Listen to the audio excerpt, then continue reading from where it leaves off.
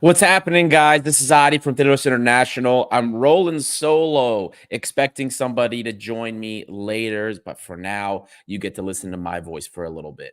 So if you're joining at the moment, jump into the comments. Tell me where you're tuning in from. We love to see where everybody that is joining, where you guys are listening from. We get some crazy countries here and there. So go ahead really quickly. And don't forget, while you're tuning in, for those of you that are just joining, there's a few dozen of you in here already. Hit that like and subscribe button. It helps us continue to find more and more people. The more engagements we get, the more red and white fans we can find. This is also the first time we're doing this on Instagram also. So we're going to see how this goes. If you're checking on Instagram, consider joining us on YouTube. There he is. There's Kostas Lianos joining me. I told you somebody else was coming. But consider, if you're on Instagram or X and you're joining us from Instagram or X, consider joining on YouTube. You can interact better. It's a lot easier for us to do it. So don't forget to do all of those things and help us continue to grow this amazing red and white community. You can also join us on Patreon. There's a lot of great content that goes on Patreon. First and foremost, we, of course, have the WhatsApp group, which is always lively. It doesn't matter what time zone you are in. There's always somebody to talk to. Whether it's sun up or sundown where you are, there's somebody always ready to engage. Extra episodes, enhanced analyses. We do fun interviews, all sorts of different types of content that will be part of the enhanced content tier. Plus, there's a merchandise tier as well. So consider supporting us so that we can continue to enhance this product. And lastly, for those of you that maybe are not aware, we are the finalists for Best International Podcast in the Football Content Awards. Guys, voting closes in about a week, just over a week at this point. October 13th, it's actually literally a week from now. And the awards are in November 21st. I, Kostas Lianos, and Kosta Levuyani, we will all be there at the Football Content Awards, and we need your help. There is a link in the description. Check it out. Click it real quick. Vote for us in the category of Best Podcast International. You will see Thrylos 7 International. Vote for us there. It takes 10 seconds. We are up against some huge competition, and we will need all of your help if we are going to do anything. First of all, it's already an honor to be there, and we've said this every show, every time we talked about it, but we would like to show the world how big the red and white community is. So if you are able to, please help us, and let's see what happens in November. So more stuff will come out on socials about that. We'll remind you guys. We'll post the link again, but help us continue to grow this red and white community, and also recognize the great fan base and club that is Olympiacos and the fan base that follows it. It deserves that recognition, and this project proves that. So let's get into it, guys. Let's start talking post-match. Costa, how you doing, buddy? Hi, Ari. I feel great doing a show with you. It always brings me joy. It's always fun doing a show with you. But I'm going to be honest with you. I'm not very well after tonight's result. Sorry about my delay, everybody, and most importantly, you, Ari. But I was writing about Fotis Ioannidis. Just a bit of an update for everyone. I mean, obviously, we're an Olympiacos show, but now we also we support the Greek national team. And Fotis Ioannidis is someone that we would need him in the upcoming matches against England and Ireland. England at Wembley on Thursday, and the Republic of Ireland on Sunday in Greece. So the info we got so far is that, to anyone who didn't watch the game, Fotis Ioannidis hobbled off with an injury in the 44th minute and was replaced by Andras Sporar. The initial reports that we have is that Ioannidis sustained an adductor injury, more specifically a fractured adductor injury, which means that he's going to have an MRI as early as Monday. I assume it's going to be tomorrow, because Ivan Jovanovic will want to know as soon as possible. EPO will want to know as soon as possible. But if it is as feared, if it is indeed a fractured adductor, then that means he is not going to play against England. He is not going to play against Ireland. So we're going to be going to Wembley and Athens without our top scorer in the Nations League so far. Yeah. Not good for the Greece side of things. Nope, not at all, man. Not at all, man. But I have to say, man, I am quite quite disappointed about tonight. Before today even began, really in the morning, in the early hours today, I had a little look. I had a little look at our head-to-head with Panathinaikos, and it doesn't make for pleasant reading. Nope. If you could indulge me a little bit, Ari, and all of the lovely people that we have following us. Do you want to guess when was the last time we beat Panathinaikos? I think that's an easy question. When the last time we beat them was? Yeah. When Jose Anigo beat them 1-0, 2023. Exactly. So May 2023, 7 matches ago, though. Yes. 7 matches ago. That's the last time we beat them.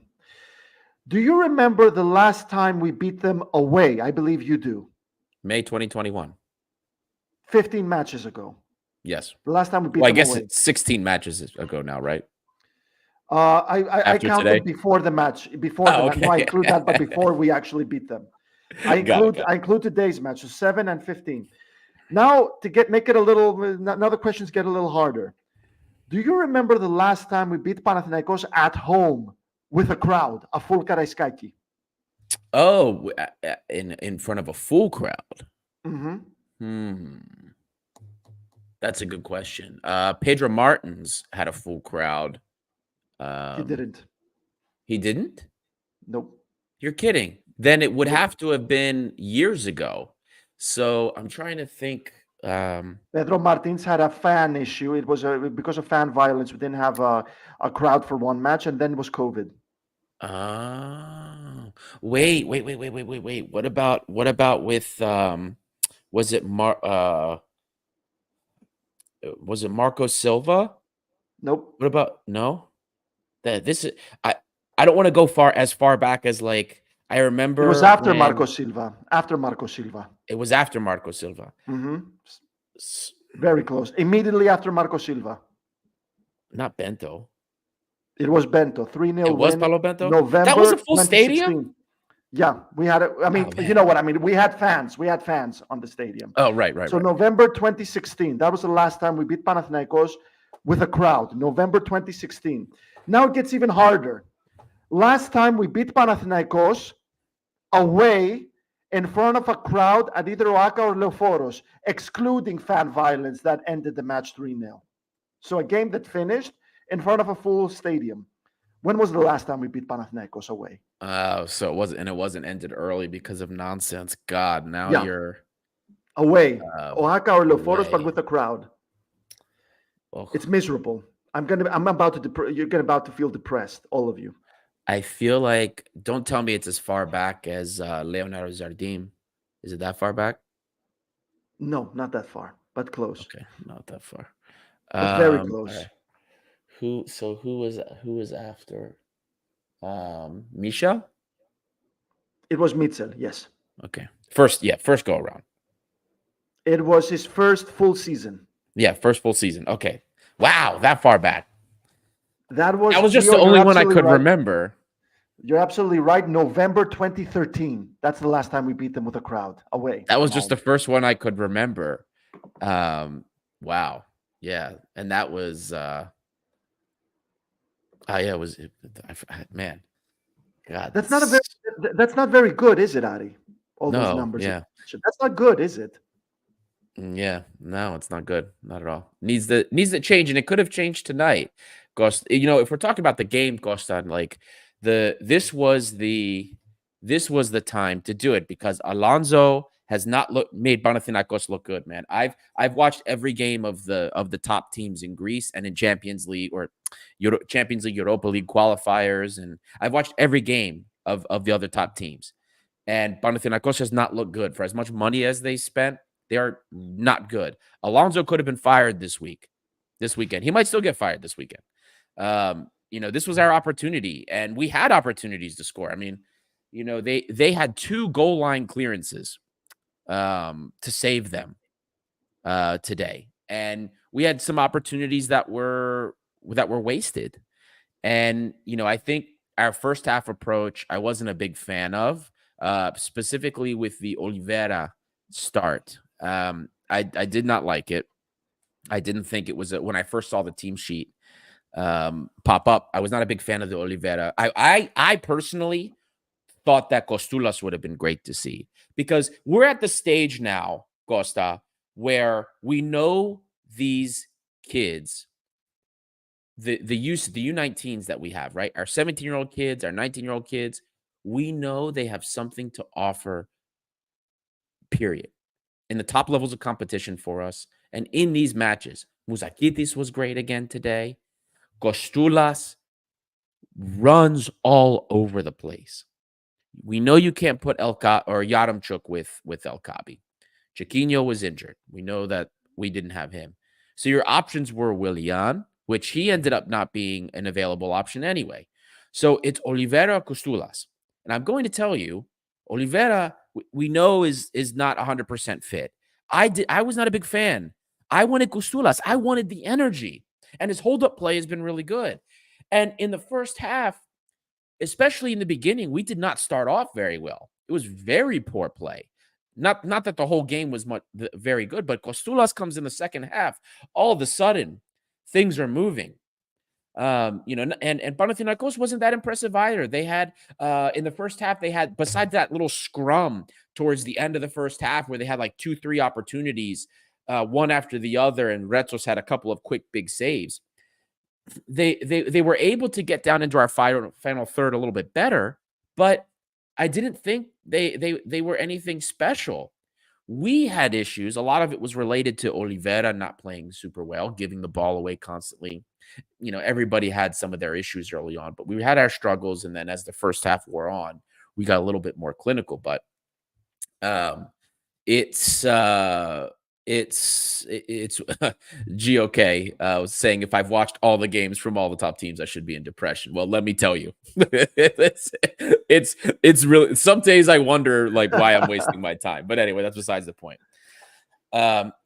It's the thing for me was it's the energy, right? We saw how much the energy has transformed this team from guys like Muzakitis and Costulas when they're on the field. And in the second half, it's no coincidence that we started to materialize so many chances and Panathinaikos did almost nothing in the second half. They should have been playing.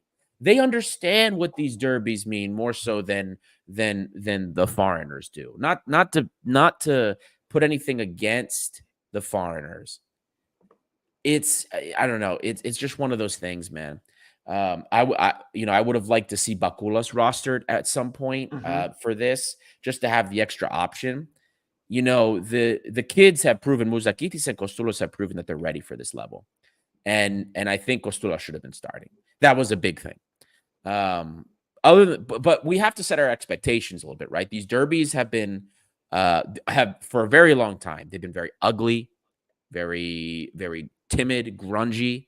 You know what I mean? Like that's how derbies generally are, especially against Panathinaikos.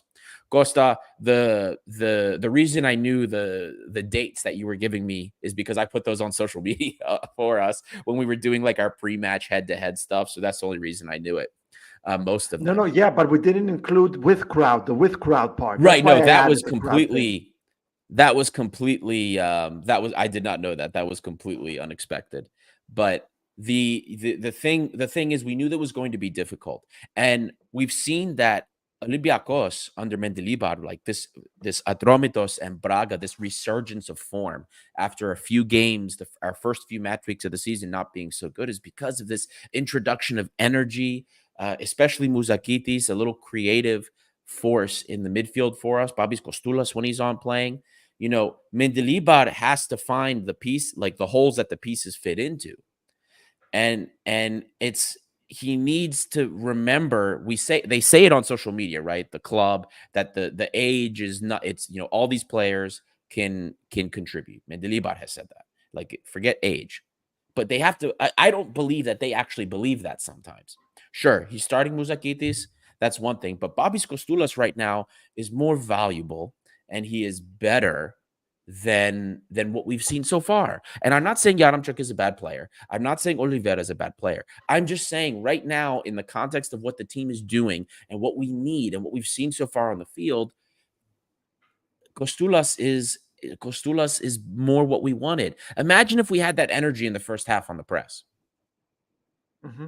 Where was Oliveira on the press? Non-existent. Mm-hmm. Even in build-up, he was non-existent. Imagine if you had that press next to El Capi. I think you see something a little bit different, Costa. Um, and not that anybody had a perfect game. These are just things that for me just seemed like it would have made a huge difference having that on there. Oliveira, I think, would have done us better as a super sub with his long shots, and maybe the game he could have played a little bit slower. Today, he needed to be a touch faster than he was, holding the ball too long, giving the ball away. I don't know. Exactly. Especially giving Yeah. the ball away, man. Yeah, that's Absolutely and right. again, and can I tell you, and you know what, like this is like a huge pet peeve of mine with Mendilibar is like I just don't understand the defensive subs all the time. The center back subs, like I I don't know, man. I don't like it. I am not a fan of that at all, and I don't get why he does it. Like it bothers me every single time I see it. It's so frustrating with these center back substitutions, man. I think that to me is like that's over managing, overdoing it. I don't know. That's how I see it. Who did you What bring in were at center back today? Was it Retro Carmo till the end? oh, sorry, not Reto Sancarmo. He subbed out give me 1 second. He subbed out Costinia. Costinha, that was it. Yeah. Yeah, Rodine went back, and then with Masuras going up front, Velde was there at some Right. point. Then we went to the left. Just a little thing with the Dimus Loner. Thank you so much for joining us, pal. Costa thinks will become more depressed when we think just when we had at wings a worse player than Velde, and Velde is really low. I mean, we wouldn't jump to take a header. Yeah, I he just missed. watched. He did, but then even Babis Kostulas also missed a sitter in front of open He goal. did. Let's not forget. He did. But Yubel Kabi missed a shot in front of I open was gonna goal say as well. El Kami Before. missed one too. We missed some big chances, man. Like for me, like Panathinaikos had their primary chances were outside the penalty area and that scrum at the end of the first half where they had the two quick shots right in the middle of the penalty area that Solakis blocked. Those were their best chances, man. We had a number. They had 2 goal line clearances that saved them. We had so many opportunities that we missed. We should have won this game. And that says a lot considering that we really didn't play considering what we saw at Atromidos, considering what we saw at home against Braga. Like we should have won this game, man. And maybe we can take some solace in the fact that look, all right, we didn't win this game, but we were away at OAKA. We know our record there is not good. 1 point, we should have won, and we weren't at our best. If we're not at our best, and we're gonna have that type of dominance, especially in the second half, that's maybe a silver lining that we can hang on to. That more often than not, as the season wears on and we're facing Panathinaikos more times, we could end up facing them 5 more times this season, including the playoffs. And if we see them in the Greek Cup, that's something. But Well, I mean, Well, first of all, back to Dirmos a little bit. Last time we beat Panathinaikos in front of a crowd at Karaiskaki, we had Seba and Tarek Elyounoussi on the wings, and Elyounoussi scored. Let's keep that in mind. Also, I wanted to say, is it just me, Ari, or we can say anything we want about Panathinaikos under Yannis Alafouzos, and they are poor. They are piss poor under this owner. But when it comes to facing Olympiacos, this team brings it. A switch goes off. Like there they were screwing up against Boras, losing 2 derbies. You said it yourself. You've been watching them. They are piss poor on the pitch. But when they face Olympiacos, it is something else. They take it seriously. They are a different team. Whereas now Olympiacos just can't win derbies, Ari. And you know what? This season, it's going to be the top 4 who go to the playoffs to win the title. It's the top 4. There's going to be no Aris, no Lamia, no Asteras Tripolis. It is the top 4. So that means we're going to have to win a lot of derbies to win the league and return to the Champions League, it's been a very long time since we've been to the Champions League. When was it? 2022, 2021? 21, wasn't it? Last time we played, 2021. So we need to, in the last 2 years, Olympiacos haven't been able to win a derby until the last derby of the season. 2 years ago, it was against AEK, whom we beat at Hagia Sophia, and they were undefeated at home. And they haven't lost since in Greece, by the way. They've lost a lot in Europe, but they haven't lost in Greece since. So there's one thing to consider. And then we beat PAOK at Tuba 4-1, 4-0. Yeah, 4-0 when we no, it was 4-1. Yeah, 4-1 when we destroyed them at Tuba. We need to start winning derbies, Ari, and it just feels like for some reason Olympiacos are not doing it. Derbies are becoming more stressful than they should be. And you know what? I'll be honest with you. If one very important thing that we need to say here in this podcast, and I believe that all Olympiacos fans need to adopt, Olympiacos need to start acting like European Cup winners. They're no longer a Greek side. They're European Cup winners. Right now, they're the reigning Conference League winners. They need to start acting like it. It's not good enough drawing against Panathinaikos away. It's not good enough anymore. If it was Panathinaikos with Adonis Adoniadis, Mimis Domazos, Velimir Zayets, Yorgos Karagounis, then okay. Then there's a point there to consider. But no, not against Tserin and Mladenovic and Bakasetas. No. We need to fix that, Ari. Like, yes, it's great that we're playing the youngsters. It's great that they're getting opportunities. I feel like this transfer window, this summer transfer window that we had was the most sensible in a very long time.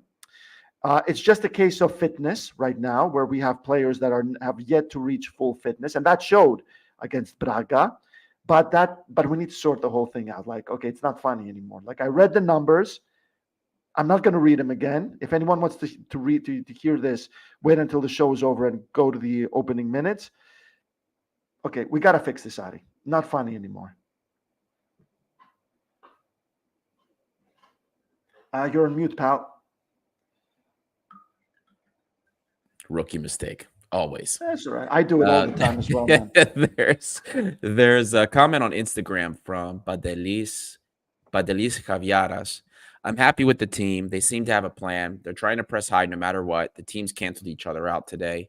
We have, and this is the point he makes at the end of the sentence that I found interesting. We've played half the games compared to the other top teams. And he does have a point there. We didn't play qualifiers, so we didn't, AEK, Panathinaikos, PAOK, they all played 6-7 games before us. So ideally, they should be in a deeper stride than we are in that respect. Now, my thing is we're now what? This is 7 match weeks in. We've played 2 European fixtures. Ideally, we should be hitting our stride at this point. Now, of course, we have players that didn't have a real preseason that still kind of are getting their preseason in a way, guys that haven't fully settled. So maybe there is something to that. Maybe. There's a few players I'm a little bit worried about that I want that I do want to talk about also. Mm-hmm. But again, Costa, we've got 14 points going into the international break. All right, we had a disappointing loss against Ioannidis. We drew Panathinaikos away. We're 2 points off the top. PAOK has 16, and they play AEK right after the international break. There's an opportunity there for drop points when we play Olympiacos. So, there are some people, especially in the WhatsApp group chat, that are like, oh, everything's terrible. We wasted our summer. It's awful. Blah blah blah. Mm-hmm, mm-hmm. Which is wrong, completely wrong. Completely Absolutely wrong. And that's not what I'm saying, by the way. That's not what I'm saying. I'm just touching on the derbies that we just need to find that stride. We need to find that mentality. I honestly don't know what the issue is with the derbies, especially the Panathinaikos. I'm going to insist the Panathinaikos under Alafous, for some reason, when they play Olympiacos, like this, like a switch, it comes on immediately, and they bring it. We did not face the Panathinaikos from Borats. We did not face the Panathinaikos from AEK. It was a different team, especially last season at Leoforos, the last game when we almost lost and finished 4th. That was a different Panathinaikos. That was not the same Panathinaikos that lost to Aris. And we're all thinking, holy shit, we definitely need to make sure not to lose at Leoforos because Aris can get the job done. There's something going on with derbies, but Olympiacos have the quality to fix this. And here comes the international break. Not a lot of players going out on international break, so let's fix it. Yeah, Costa, I think we need to address this because we're getting a lot of comments about Velde, and I think we should talk about him a little bit. because this is a player that had a tremendous preseason with us. Mm-hmm. And you have to wonder, look, I was very clear in the scouting report that this player would probably struggle a bit, especially in the low blocks in Greece. That was something I was worried about big time. And we're not only seeing that materialize in Greece, but even in contexts where he should be doing a little bit better, he's also having some struggles. Today he jumps, he gets that header that everybody's talking about. And he's not adjusting very well. And even in Europe, when he is used, his viability has been pretty limited. I'm not ready to write him off yet. There's a lot of people that are ready to write him off. Someone even said, I've seen tourist. Achilles Bales just called him a tourist. A lot of people are basically have written Velde off. And I'm not personally, I'm not ready to do that yet. But it does bother me. It does worry me. This is a player that we wanted a direct winger. Everybody wanted a direct winger. We bought him. This was a player that we signed regardless of whether or not we were keeping Podence or Fortunis. This was a player we were signing because we needed the extra depth at wing anyway. And he had a very good season in Poland. And when he played in Conference League, he looked great. He looked great in that context as long as he had space in front of him. But he's in a little bit of troubling form. And we really can't afford to have, we're already pretty thin at this position, right? Gelson Martins just came back from injury. Masouras is just returning from injury. Willian is now injured, it seems. And we have Velde. So if he's not performing well and we sustain injuries in the wing, we're really going to have some issues here. Big ones. And, Papacanelos, it seems, is not going to be counted on. Even when we were out half of our wingers, Papacanelos wasn't seeing the team sheet. So Papacanelos is clearly not in the plans this season based on what we're seeing. And if we're not going to get anything from Velde, this is a huge problem. I wouldn't be surprised if we end up looking for a winger in the winter at this stage because, if he doesn't turn things around, I'm hoping he will. Like I said, and I brought this up in the scouting report, he has enough to where he should be doing more than he is. I knew he was going to struggle at first. I don't know how long it's going to last, but the fact that the struggles are everywhere now, even in contexts where he should be improving, that's a little bit more worrying to me. Mentality. I think even it was Nikolakopoulos that brought up that there's a mentality issue with the player right now. Like there's something wrong. So I hope that we work it out. We signed this guy to a long-term deal and we spent some good money for him. So not a good look if it doesn't pan out for us. But I'm not ready to write him off yet. And I don't think everybody should be.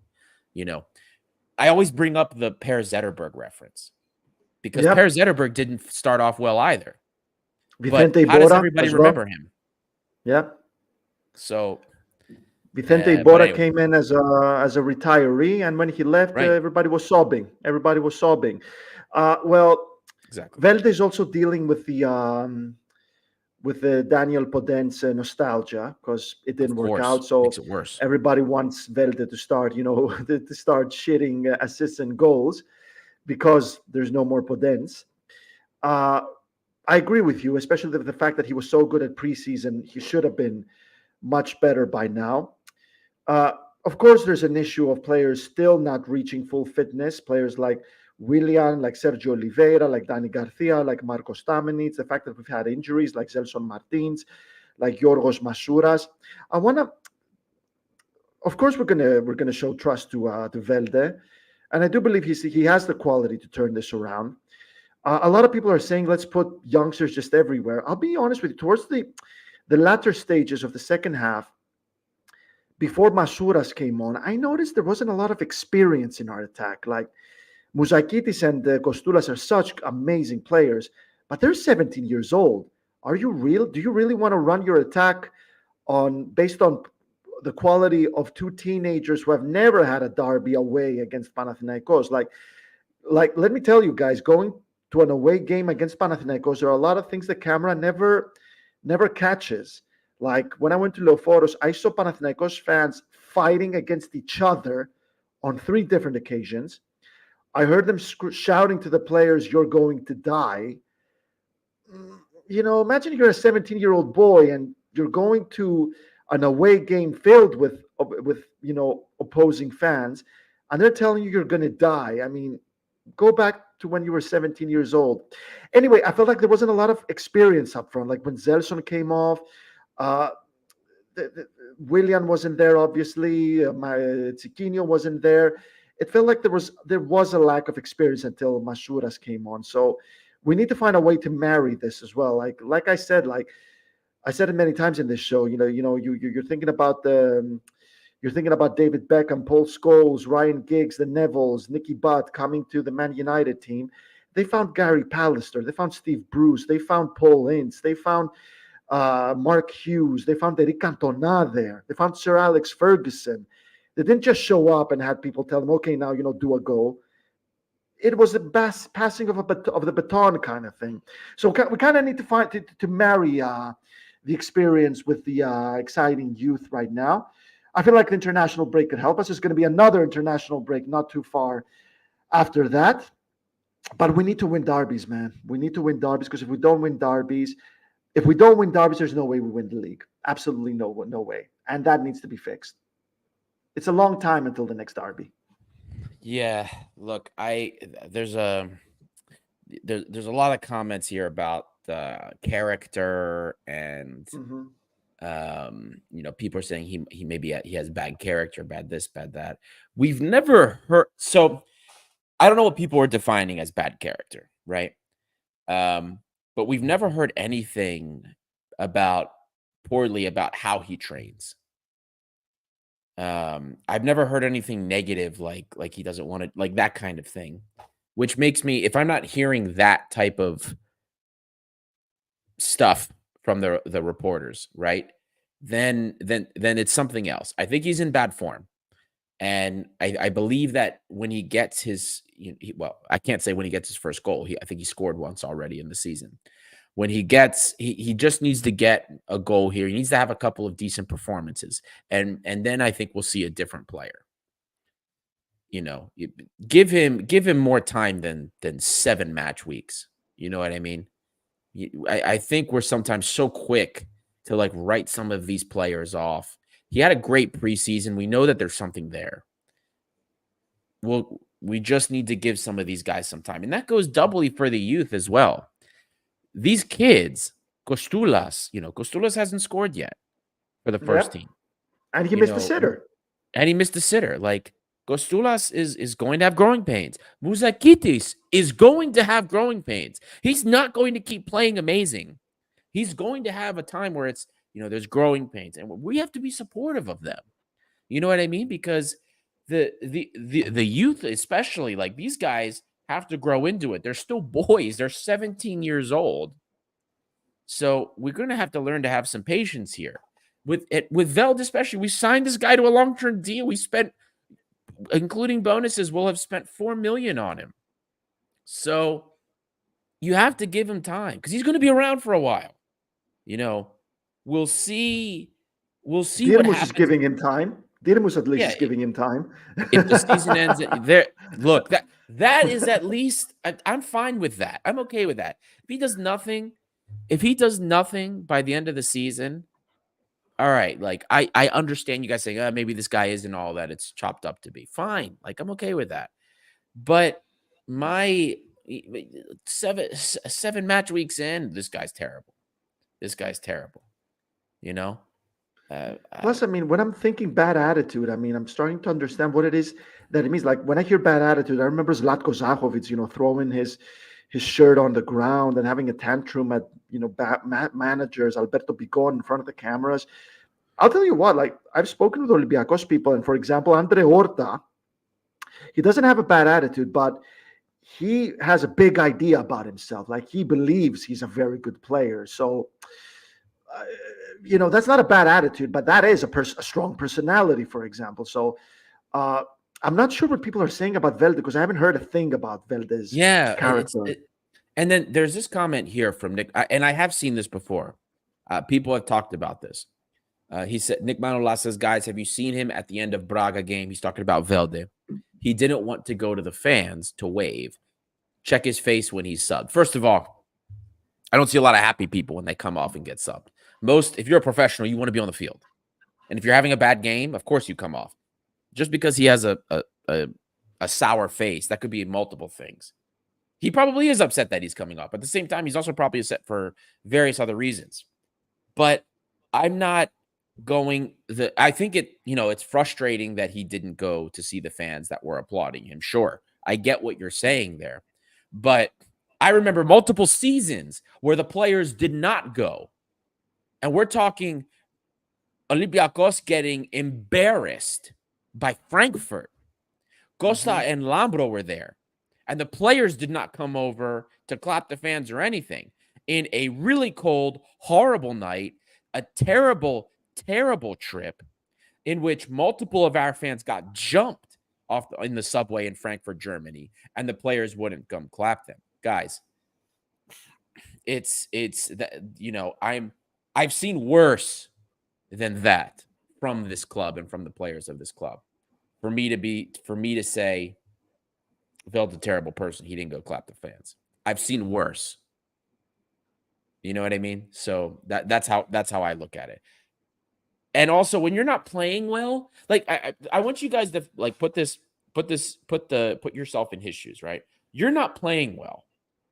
You feel like crap, and the fans aren't happy with you.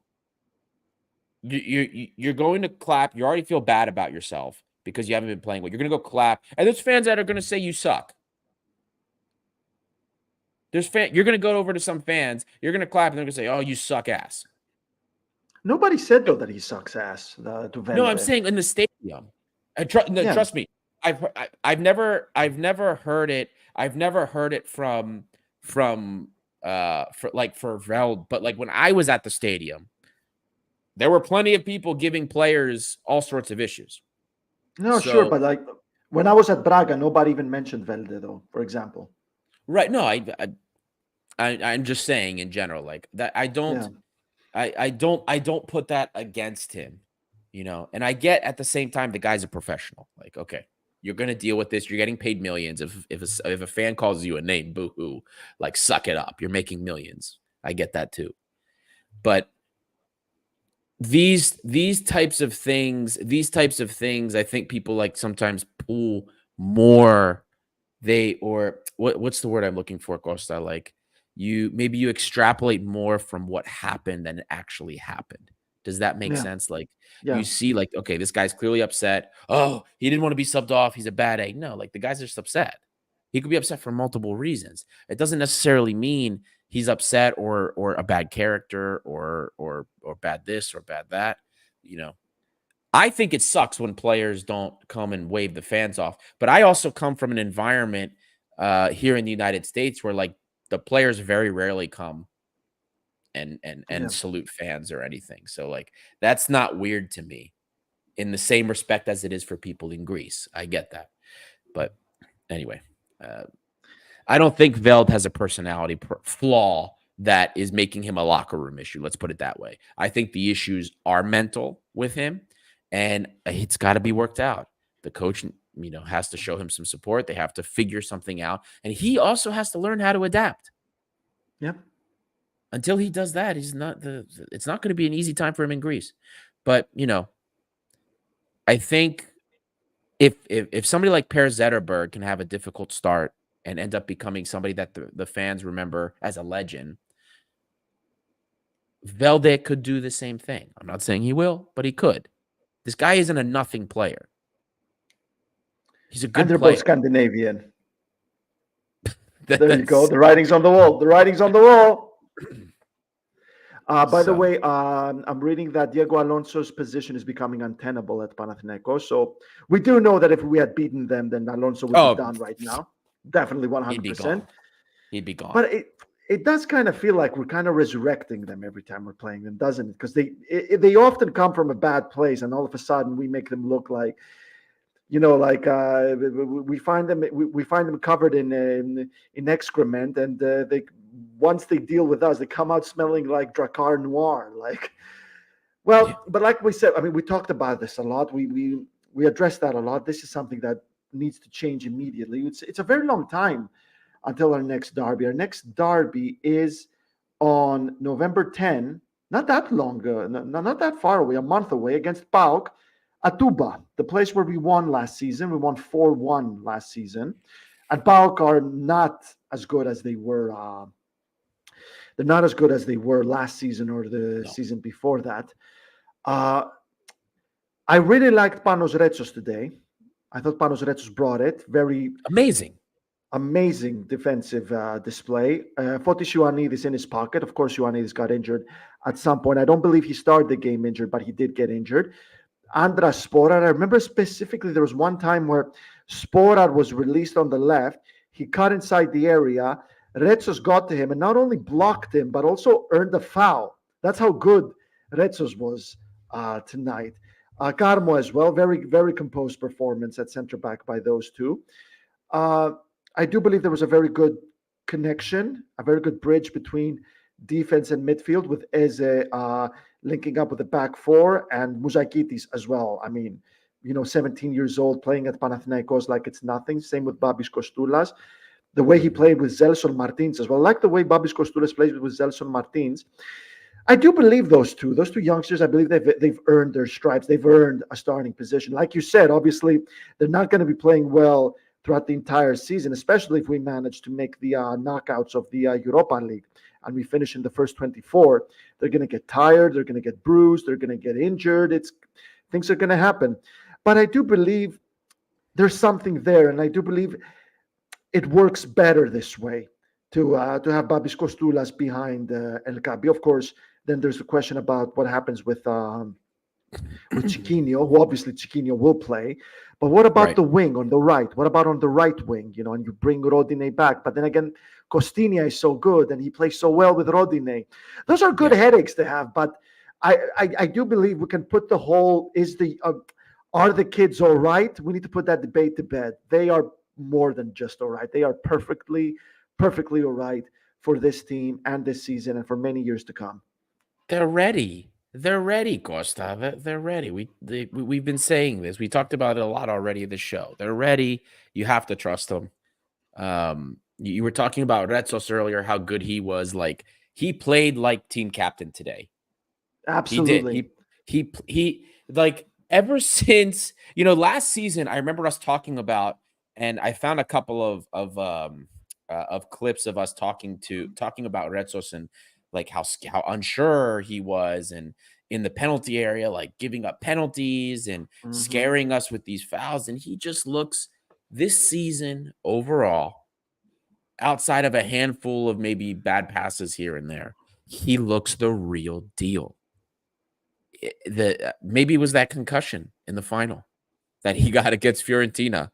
And now we've got Panos Retsos, I don't know what to say. It's just how it is, man. Like, he's now Cannavaro after the concussion. So the guy is he looks great. He's playing just like I expect a captain to play. And quite frankly, I'll be honest with you, I actually think so far this season, he has looked better to me than Carmo has, if we're talking overall. So anyway, I'm really happy for him. I mean, if not for him locking down a lot of dangerous runs and opportunities, we probably could have seen Panathinaikos generate some very dangerous offense. So huge hats off to Retsos for an incredible performance, especially when our fullbacks really weren't playing amazing. Like, Costinia was not playing as well as he did against. Oh God, this is bad. Jesus. This is bad. He This is bad. Petition to concuss Velde. We don't know that it'll have the same effect. We're not getting anyone concussed. We're not. I'm covering WWE, and I can tell you concussions are a very, very, very bad thing. We're not concussing anyone. We Watch the we Mr. McMahon dog. yeah. I've been seeing some comments too about the ref. Whereas Really, I I've been mean, seeing the a lot of ref, lads, really, the ref against this Panathinaikos.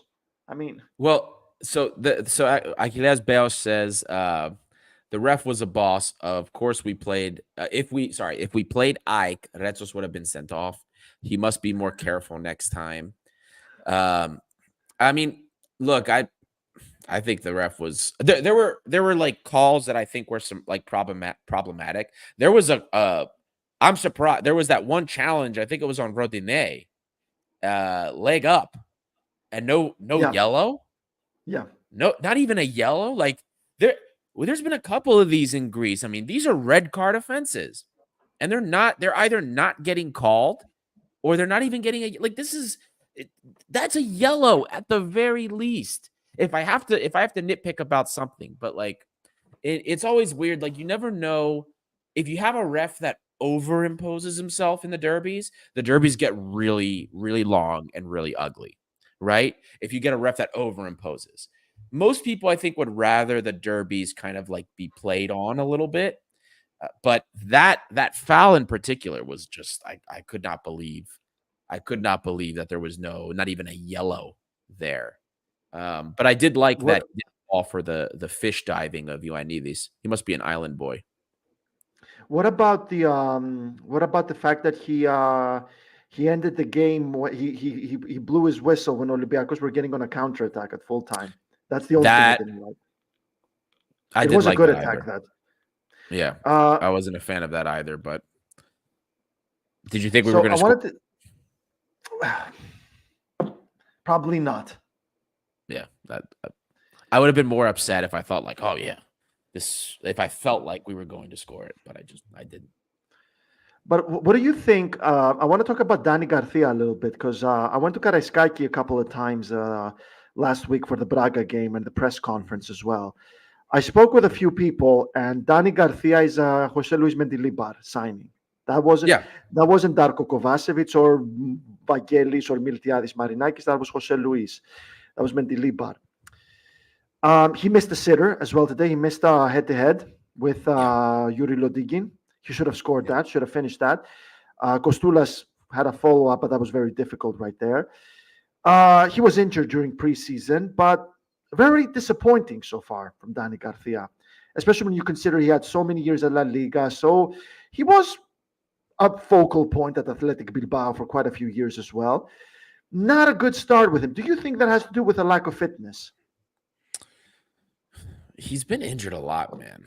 Dani Garcia has been injured a lot. But like, come on. We never really expected Dani Garcia to be that important, right? He's a veteran presence that was supposed to kind of replace Iborra. Now, different mold of player than Vicente Iborra, just in general. Yeah. But he was never, for me, like, I never saw this guy featuring like in a starting role, just somebody to come on. I did not like that sub. I did not like the Dani Garcia sub for Costinha. I would have rather have seen Doi. I mean, Dani Garcia has been a nothing for me since he's been here. For somebody that is a known quantity for Jose Luis Mendilibar, I expected better from him in the press. I expected him to be way more effective. Now, at the same time, we were saying the same thing about Iborra last year. People were upset with Iborra. The club even wanted to get rid of him. So, you know, he's another one. I'm not going to lose my mind over him because he was not brought in for a big role. But I did think his substitution today was a little bit of a waste. I would have rather seen, Doi come on. I would rather see like Bakulas playing. I'd rather see Doi playing. I'd rather see Bakulas playing than seeing Garcia at this point. Not that I think Garcia in the end is a terrible player. Right now, I'm just saying, like, I'd rather Doi has looked better than any of the other quote unquote sixes that we have, you know? Mm-hmm. And if none of these people, if none of these other sixes besides, if none of the other midfielders besides Santiago Hesse, if none of them are able to really enforce the press trap like Hesse can, I'd rather have the guy that's more effective in general and running and moving the ball than Danny Garcia, who quite frankly is just not been great for me. But at the same time, Costa, like, think if we're looking at what Mendilibar is thinking, it is a derby, right? He doesn't want to lose the points at this point. It's Panathinaikos. Getting a veteran in there that's been in these types of situations, it's the safer play. And that's what he's thinking about. That's also his guy. So I get why he made the change. I just don't like it. I feel though that once Willian gains full fitness, once he gains the best fitness he could have right now after 2 full seasons in the Premier League, I think we're going to see a completely different Olympiacos, especially down the left wing, behind the attacker. Maybe if you put him with Babis Kostoulas, we haven't seen it. We haven't seen Willian at his best, and he's no flop. I stand by Willian. He is a model professional, stunning stint at Chelsea. Absolutely fantastic at Fulham. He was old there as well, 34, 35. That's old for the Premier League, and he started almost every match. Hopefully, it's going to be after the international break. He's got those 2 weeks. Hopefully, are going to be miraculous for him because he has been getting minutes, and every time Willian plays, he is good. He doesn't make mistakes. He moves the ball well. His positioning is good. His runs are on point. He's no flop. He's no flop. I truly believe Willian is going to give us a lot. Yeah, I think Willian is he's going to offer us at least something different. You know what I mean? And that's in the end what this is. Once these guys are all fit, Yazici included, you have a bunch of different looks, very diverse looks in terms of profiles in that offensive unit, right? Masouras, Velde, Yazici, Sergio Oliveira, Willian. These guys offer you so many different things, so many different profiles and that's a much more diverse skill set than we had last season. People always forget, Costa, that in the second half of the season, I brought this up so many times. We had 3 wingers in for the European matches. Podence, Fortunis, and Masouras. That's it. Now, okay, you don't have Fortunis and Podence anymore, but you have a whole group of players that can offer you so many different things. It's about mixing and matching. And once again, we have another international break and another chance for Mendilibar to work with his players. And the guys that are not fit, it's another chance for them to build their fitness up a little bit so that we can go into the second part of the October schedule, we can say, and do something with it, because we've got some important fixtures coming up, Costa. I brought up that we play Olympiacos next week, sorry, after the end of the international break, and I plays against PAOK. That's a huge derby, and it's an opportunity for us to gain on points here.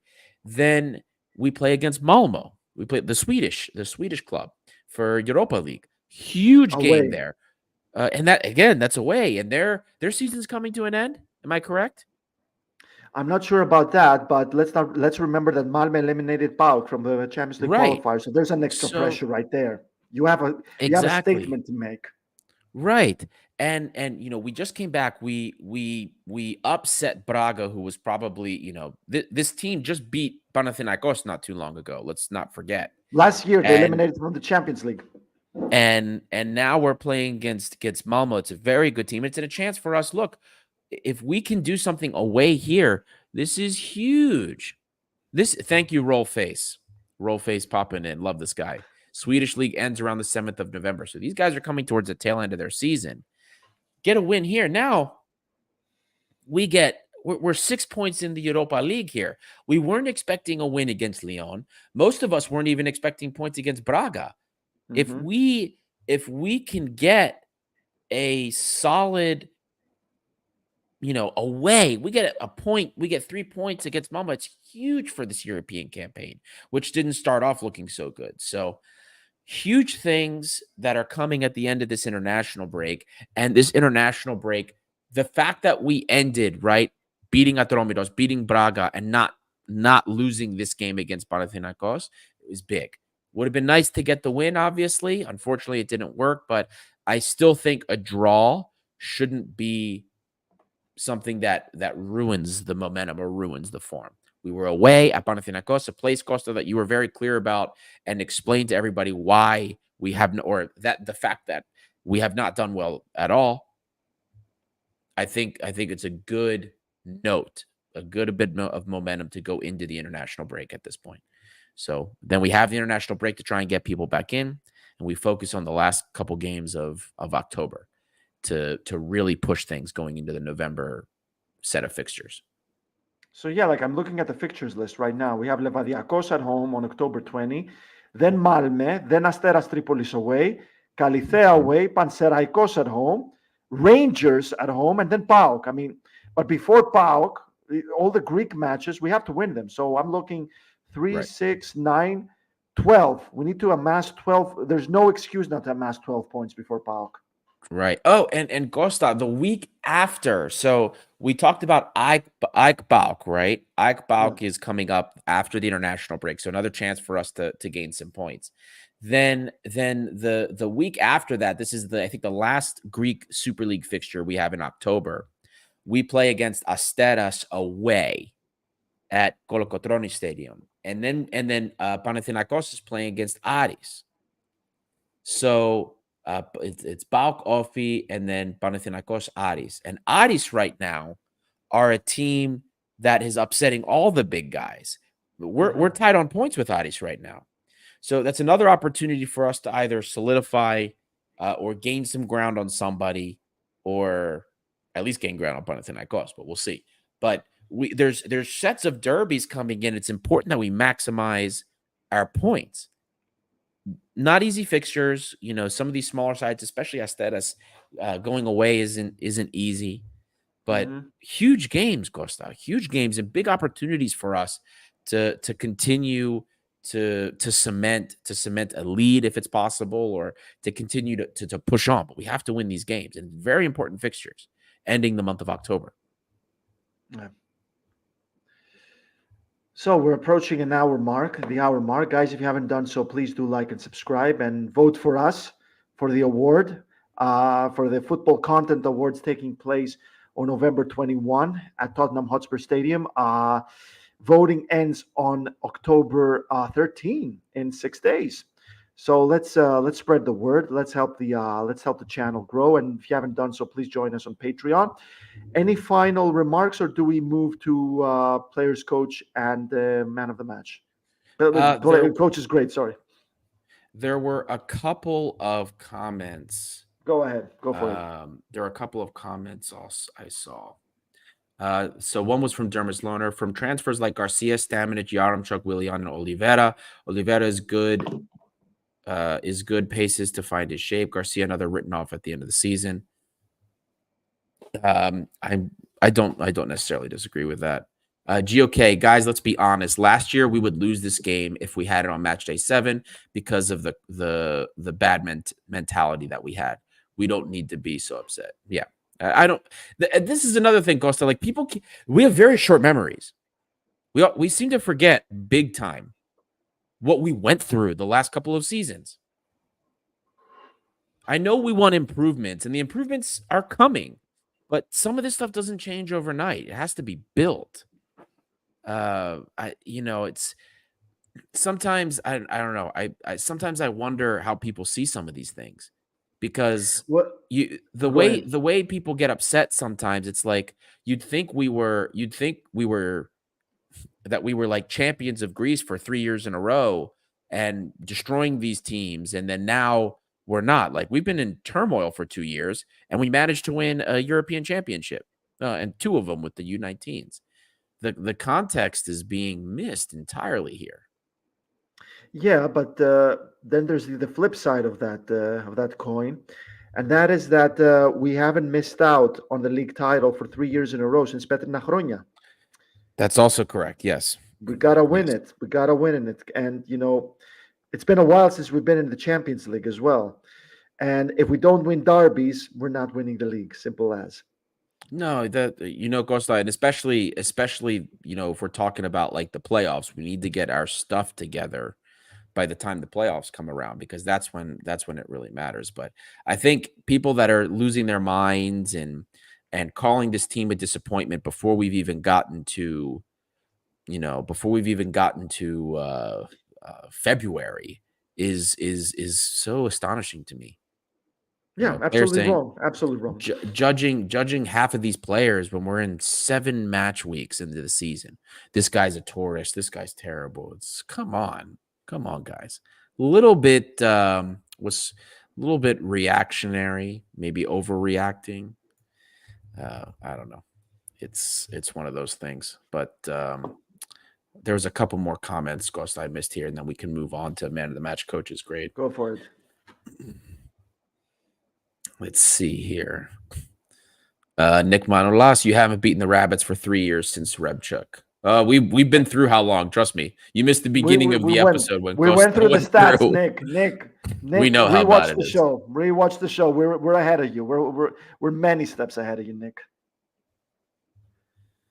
Achilles Bells. I can't remember when was the last time an international break made good for us. Every year the same and same, begging professional footballers to become fit during the breaks. I'm tired of this. Well, Iborra needed time. Iborra, took his time and became a focal point in midfield for us. There's one example.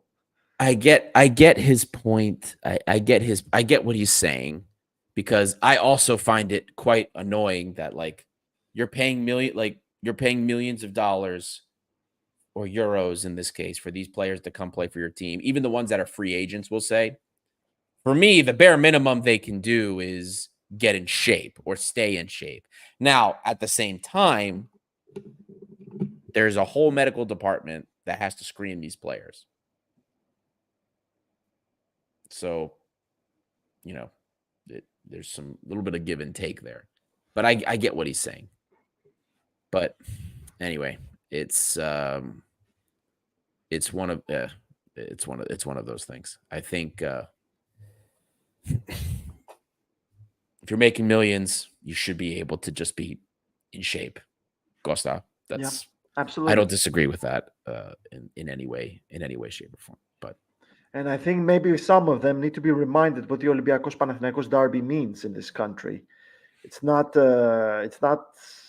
West Brom versus Birmingham or something. It means a lot in this country, and I see it from the Panathinaikos side. I see them turning it on, but with Olympiacos, not so much. Yeah. All right, Costa, let's do it. Let's do man of the match. Let's do coach's grade. I put a poll up because I forgot to do it at the beginning of the show. So sorry, guys. It's coming up now. And you know what I just realized too? I screwed up and I accidentally put a name I didn't want to put on there, and I forgot to put Zoulakis in. So if you're listening and you didn't see, I put Gelson Martins, and I wanted to put Zoulakis instead. So if you are listening and you don't see the option you like, of course, this is man of the match coach's grade. Go ahead and just write the option that you want in the comments. Whoever you wanted to be the man of the match coach's grade winner, just include it right here. Or you can just vote directly in the poll. We'll go and see what the fans voted after we make our man of the match coach's grade opinions. That is, Costa, give us a start here. Who was your man of the match today? Well, I mean, first of all, I understand why you wanted to put Kostadis or Zoulakis in there, but I mean, the fan's choice is just running with it right now. I just checked the poll and I voted myself. Yeah. And of course, I voted Panos Retsos. What a composed performance at the back, putting everyone in his pocket, inspiring absolute security and safety in front of Zoulakis. Every time Panathinaikos found space for a counterattack or any sort of opportunity to create danger, he was always there to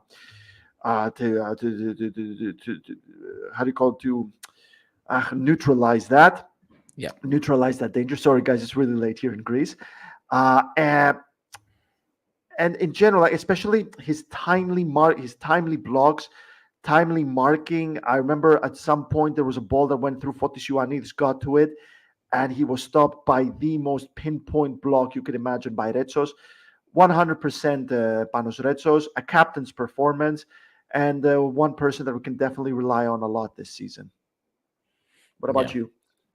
No, I'm with you. I loved Panos Retsos today. I think he had a fantastic game, and we always talk about when we don't win a game. Who puts you in the best position to win? That's usually how I do my man of the match. But in this case, instead of picking the guy that puts you in the best position to win the game, I'm picking the guy that kept us in the position to not concede. Mm-hmm. I don't think Panos Retsos lost a ball in the air today. I don't think he did. Anything that came around, he got to it. He's been kind of looking like the way he jumps, the amount of height he gets, makes me think of Cristiano Ronaldo sometimes. Obviously he can't jump that high, but like he was getting great air, winning great duels. He had a couple of misplaced passes, some that were really shocking, but overall, like his defensive performance today was amazing.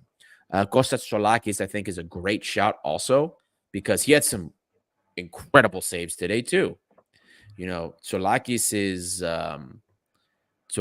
was another one, a huge reason that we didn't concede anything today.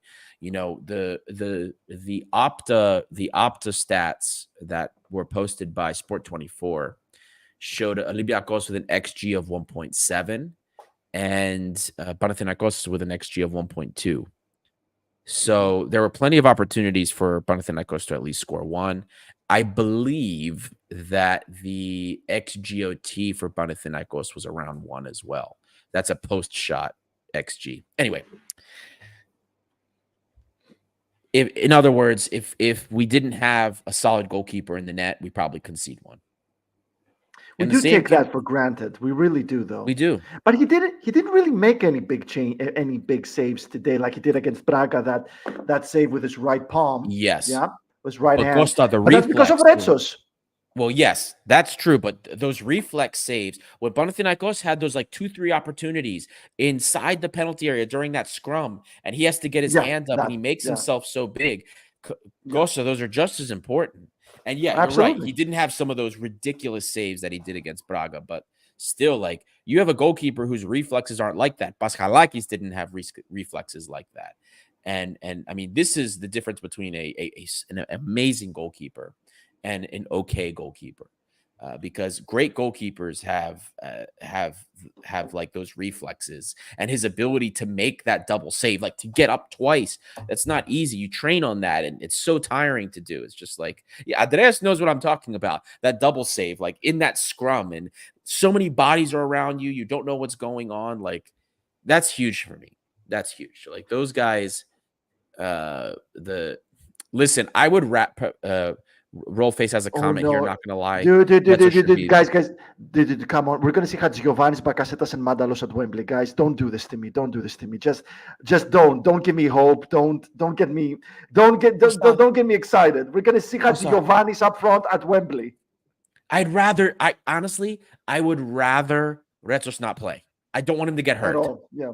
I'd rather none of our players at this point play for the Ethniki during a time where we're dealing with injuries, because they'll be healthy. Same thing with Masouras. Like, Masouras goes for the Ethniki, comes back to us injured. I love the Ethniki, guys. Like, most of you know, especially on this show, I'm probably the one that's always been like the most energetic about the Greek national team. But in this case, like with the context with what we have, I would rather Retsos just stay healthy. Stay home. All of our Olympiacos players stay healthy. Oh yeah, dude, it's gonna be. I see what you mean. It's gonna be something. It's Bakasetas. I've said it on the show. I said it last season after that Panathinaikos game that we drew 2-2 at Leoforos that I went. In my opinion, there's never been a more overrated Greek player than Bakasetas. Never been. That doesn't mean he's a bad player. He's a good player, but the way that he's been presented, the way that the fact that he's captain as well. I mean, most overrated Greek player of all time, in my opinion, Tassos Bakasetas. I see what you mean about Olympiacos players not competing for Ethniki because they don't get injured, but I want them to play. Like, I believe Yeah, of course, Olympiacos man. are the focal point of Greek football. Because, I'll say this before we go to the coach's grade, because it's easy to. We always do that. We always babble towards the end of the show.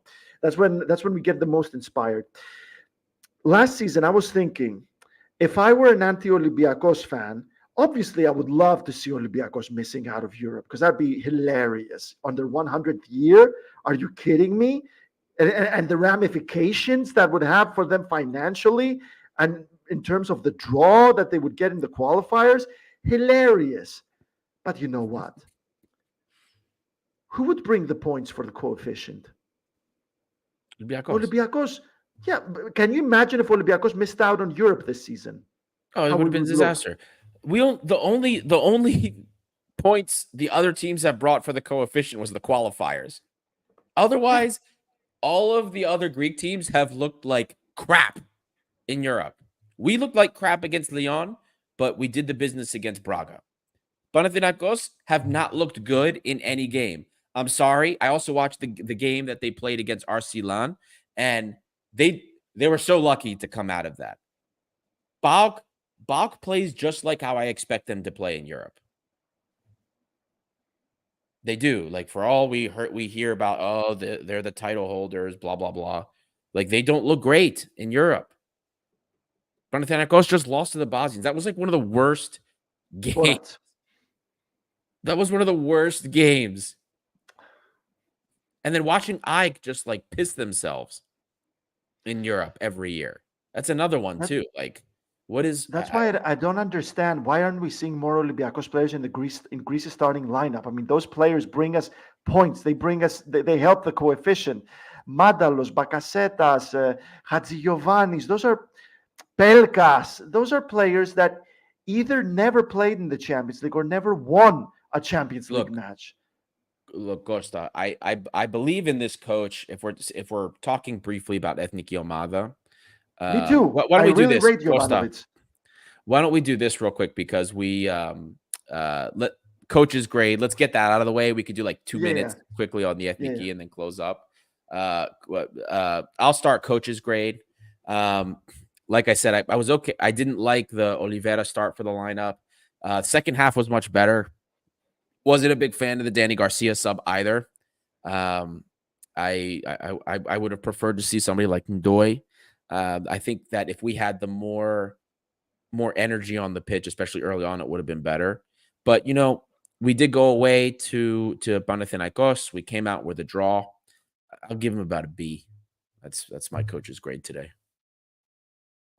I agree with everything you just said. Obviously, Mendilibar is still figuring things out because a lot of players got injured during preseason. A lot of them arrived late and missed out on the preseason.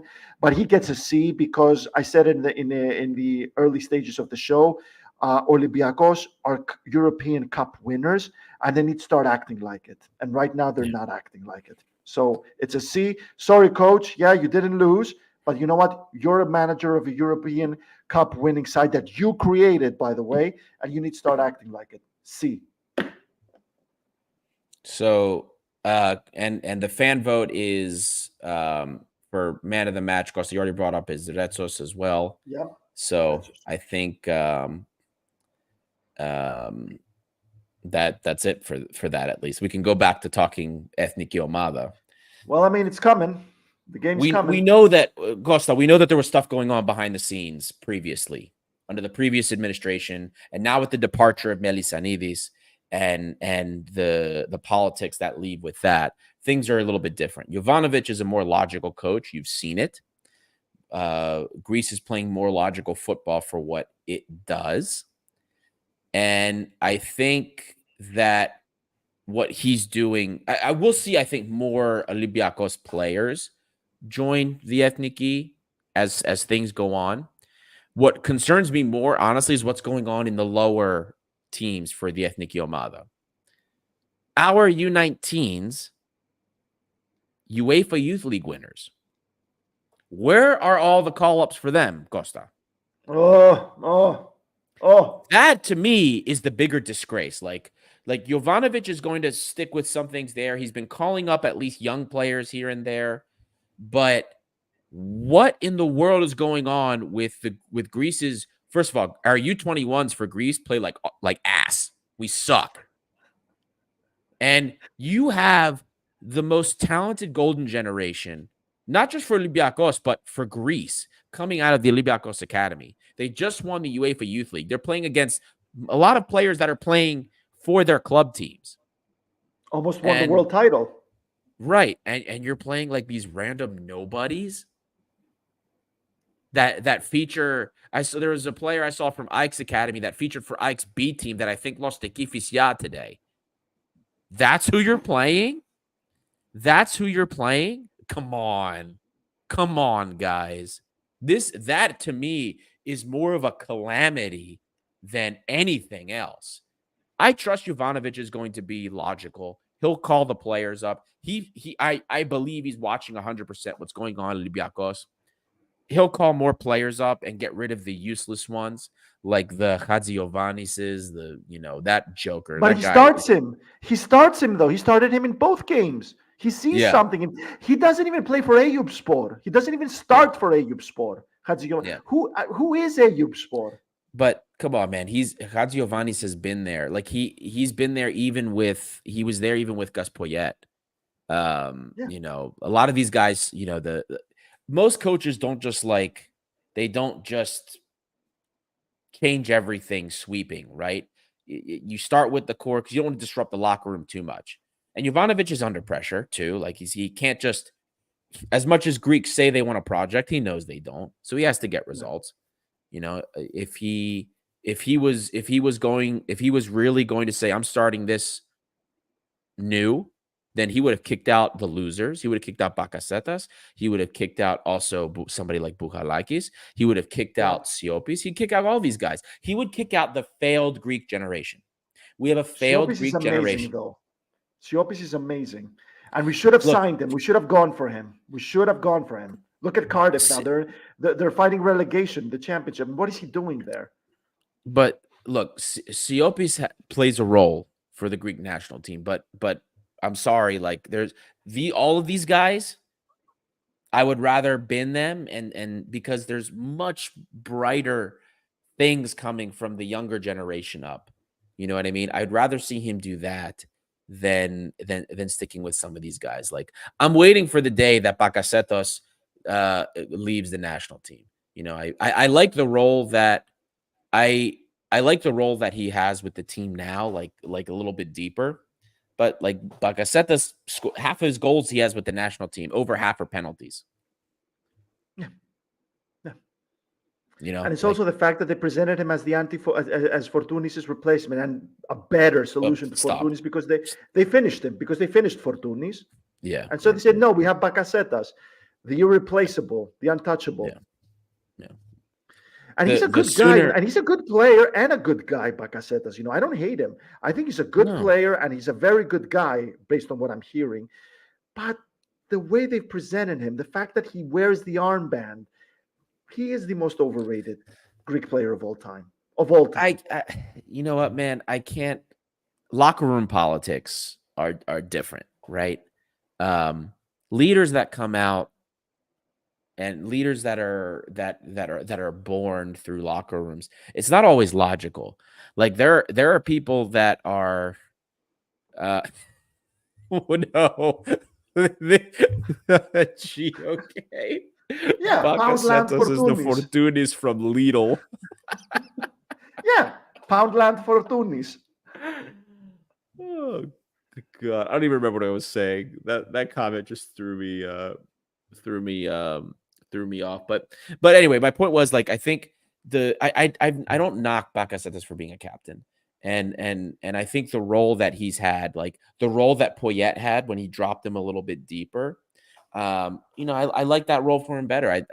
I really never liked what oh my goodness, who was the Australian John Van Schip. I really hated John Van Schip playing him as like a 10. Bakasetas, I think I like the deeper role that he has. floating, being able to. He has a cannon of a left foot, so that's my preference for him. So I don't. But for these reasons, right? Like the locker room politics, you can't just like you can't just remove that, right? Because like these players have connections, they have their relationships, their bonds, and you could do so much more harm than good by just breaking that. You know what I mean? So for whatever reason, Bakasetas has emerged as a leader. He's vocal. He's um, um, he's a person these guys look up to. He's a vocal leader on the field. You can't just remove that. So that's why he sticks with a guy like Bakasetas, even as much as I make fun of the guy. But let's be clear about something. The reason why we won Euro 2004 is because Rechaigel built a team of players that either competed in Greek teams that were competing in Europe.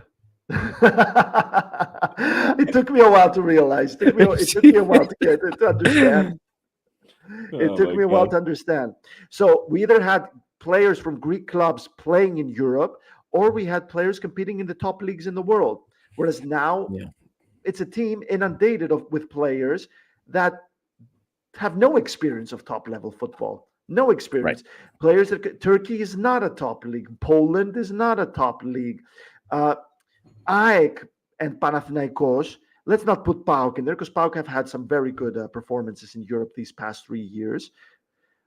Not all of those 3 years, mind you, but AEK and Panathinaikos, the players have nothing to show for themselves in terms of top level football. Absolutely nothing. Anywho, just some last minute news from the England camp. Harry Kane hobbled off with a knock today during Bayern's 3-3 draw at Eintracht Frankfurt, and Harry Kane has been dealing with issues since the summer's Euros because he had a problem with his back. Morgan Gibbs-White and Desiree Konsa also hobbled off today during Nottingham Forest versus Chelsea and Aston Villa versus Man United, respectively. Noni Madueke and Levi Colwill also came off for Chelsea, but it doesn't seem that there's anything really wrong with those two. But yeah, Lee Carsley might be having some last-minute notable absentees. So there you go. Well, there you hear it, guys. Don't think there's anything else going on, so we're going to wrap this bad boy up. Yeah, let's go, man. Don't forget to vote. Check out the description for the links that you could vote for us for the Football Content Awards. Go to the best podcast category. It's Thrylos 7 International. Best international podcast. Yes. So you go into that category. It says best podcast. There's like 4 different things there. One says international. Tap it, and then Thrylos 7 International pops up, and you can vote for us there. Everything helps, so please help us make a showing and prove to everybody in the world how big this community is and that Olympiacos matters, because in the end, that's what we're here to do. So thank you guys for tuning in. I'm Adi. This is Costa. This is Thrylos International, by the fans, for the fans, and we'll see you guys for the next match.